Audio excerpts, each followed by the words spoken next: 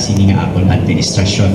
Okay lang, no? Ay, pag may kamo nakikita, feel free.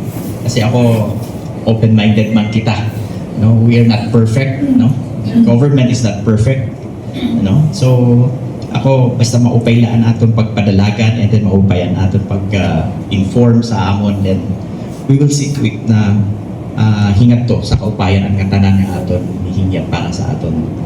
And nakikita ko kasi kamugod talagaan na bago pa forefront sa amon panggobyernohan. Dako ang iyo role kasi tara mo ang iyo mga mamarati, no? May naka mga bago pasuki. So we expect lang na sana, no, maging banlat kita responsible sa aton mga gipapadangan labi na ang mga tao sa barangay, di ba?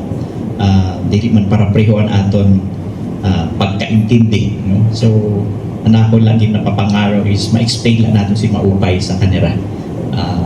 So sa iyo nga tanan, no? Salamat lat sa nga iyo invitation sa amon, no? Na nasigit ko ini ang activity in ato PIO na nag-aasikaso every time na may kamong mga pangutana. Maaram naman kam nga dirigod ani yung gobernador Matingog. No? And so pag may kamo mga questions or mga karuyag i-clarify, no, feel free to approach Arlene, no? Mao na mo diyan in charge na sa kita. So again, advance Merry Christmas to everyone. I do hope na ining holiday season ang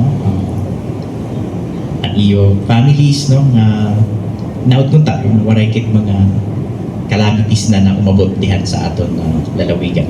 Thank you and happy holidays to everyone.